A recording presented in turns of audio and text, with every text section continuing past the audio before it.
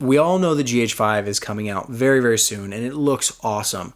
But it's also very likely that the Sony A7S Mark III is right around the corner. Now, it's not a matter of will Sony release an A7S Mark III, it's just a matter of when. And I don't know that anyone knows for sure exactly when it's going to be announced or it's going to be released, but I think we can do some pretty good guessing as to what that camera might look like in terms of specs and how it compares to the GH5 in terms of should you wait for the A7S Mark III or should you get the GH5? Which one's going to be the better deal? How are they going to perform compared to one another? Now, I don't know anything about the A7S Mark III. I don't know any of the specs, but again, I think we can do some kind of intelligent guessing to see if it's worth it to get the GH5 now or maybe wait a little bit for the A7S Mark III. Now, the GH5, first of all, looks awesome. Hopefully you're familiar with the specs. I don't need to go through them now. There's so many different videos talking about how cool this camera is because of all the new features. It's got in-body stabilization. It's got, 422 10-bit recording internally, 4K 60, all this awesome stuff. The question is, how many of those features are actually going to come to the A7S Mark III? And I would say, without putting an exact figure on it, I would say most of them will be in the A7S Mark III. I don't think all of them will be there. I think there'll probably be some corners that are cut in terms of the color processing on the A7S Mark III. But in general, I think spec for spec, the A7S III is going to compete with the GH5. But here's why you may not want to wait for the A7S III, and you might want to go with the GH5. I'm trying to be as unbiased as possible. I'm shooting with the GH4 right now. I love the GH4. I haven't pre-ordered the GH5 though. I'm not committed to getting the GH5. I'm not committed to getting the A7S III. I'm not committed to getting anything. I'm just talking about cameras.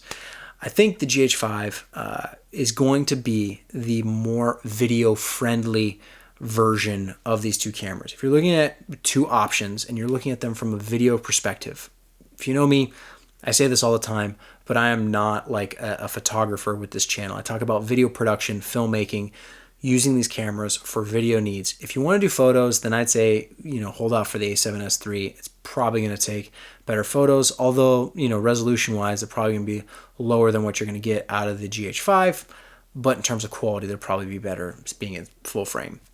That aside, what Panasonic has been doing with the video features on the GH cameras since the beginning, since the GH1, which I have, not with me in the work office, but that aside, I've shot with pretty much every GH camera, and every one of them, they have increased the video features to the point that the GH5 and the GH4, I would argue, they are video cameras. So many people want to say that these are hybrids, they're photo cameras. Yes, that's true. Yes, absolutely. But you cannot deny the video features that Panasonic has been putting into these cameras and how much of an advantage that is for people like me who like to shoot with DSLR or mirrorless style cameras and shoot video. Sony, on the other hand, what they've been doing with the A7 series is they've been packing a lot of specs into these cameras, but I do not see them thinking through from a hardware design, from a menu standpoint, from a usability standpoint of using the device, having video in mind. It seems like they want to put the video features in there to say that they're there, but then it's up to you as the end user to work around them. And this is the reason I chose the GH4 over the A7S or the A7S Mark II.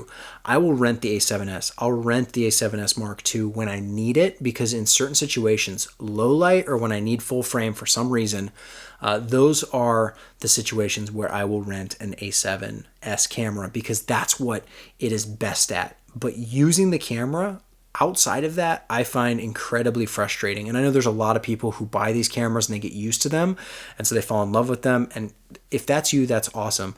But having used both the GH cameras and the A7 cameras, I've got to say that the GH cameras are far more usable from my perspective for video. Things like shutter angle, that is so huge and such a big deal to me, because it just makes life so much easier, and you don't have to train people on doing math based on their frame rate and why do I set my shutter speed this way and this frame rate. Just set it to 180.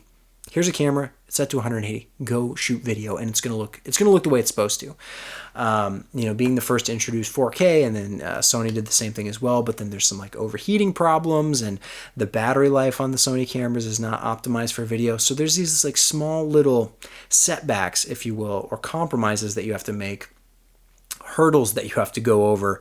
And I think the GH5 and the A7S III it's going to be the same battle. It's going to be the same battle that it's always been. So if you bought a GH4 and you're looking to go switch to the A7S III, that probably will not make you happy. You'll probably be more happy sticking with the GH5.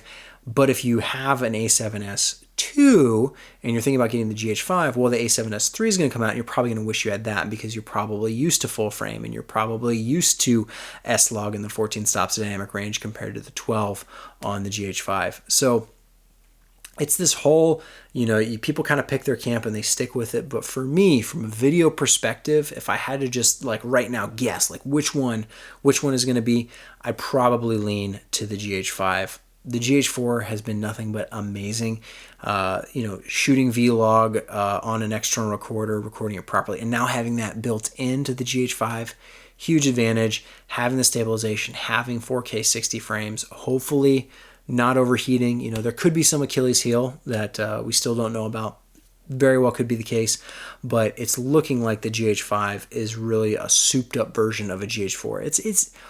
It's actually not as a big of a change as I would have liked for a GH5. As selfish as that sounds, I know there's a bunch of people who are going to be like, dude, just be happy with it. It's amazing.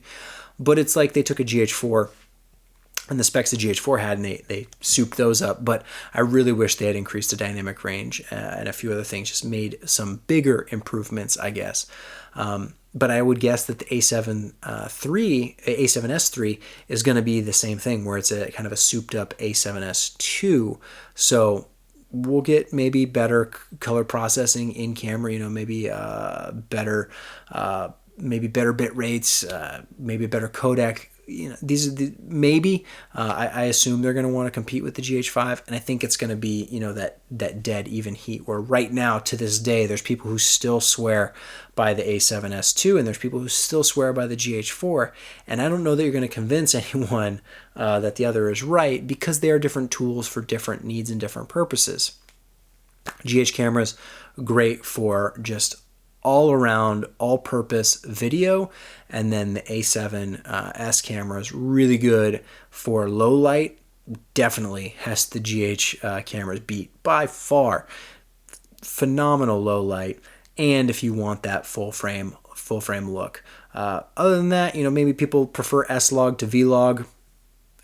Maybe they prefer the 14 stops. I mean, I certainly prefer the 14 stops, but it's not the difference between like, oh, I couldn't get the shot, and like, oh my gosh, thank goodness I had the A7S. It's just like, oh yeah, the A7S has more dynamic range, but the GH4 has still always been capturing quite a bit. And from the looks of it, the GH5 is on par with that, maybe a little bit better. A little bit better in low light, but nothing, I don't think, radical or amazing that's going to blow anyone away. So I guess at the end of the day, is I think when we're looking at the GH5, if you look at the current situation, or what it was for the past year or two, GH4 versus A7S II, how you came out of that battle is probably where you're going to be with the GH5 versus the A7S III. Sony could totally drop the ball, and the A7S III could be miserable. It could be terrible. But the GH5 could come out and have some Achilles heel too. So really, if you can afford to wait, always just wait. There's no reason to buy anything now. You don't need to pre-order anything now. Buy the camera when you need the camera, and if you need something like the GH5, then get the GH5. If you can wait and you really hope that the A7S III is going to be the next great thing, and you got an A7S II, or you really wanted the A7S II and you didn't buy anything and now you're waiting, then get the A7S III. It's really, I don't think you can go wrong at this point between these two cameras. Even between the GH4 and the A7S II, you really can't go wrong. It's just what's going to be most usable for the situations you find yourself in. I can't answer that because I don't know you. I don't know what projects you're working on. But either way, I think you're going to be happy Both cameras are fantastic, and I think the GH5 and the A7S III, both of those cameras are going to be fantastic. We have so many fantastic cameras right now. It's awesome. And for as much as I complain about little, nitpicks here, little flaws here, how things could be better, I am not. The battery died on my camera, so apparently the battery died. So apparently my camera is telling me that I have been talking for long enough. So I will end it there.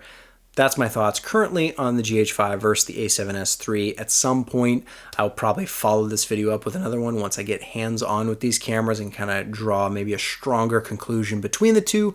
But for now, that's kind of where my thoughts are at.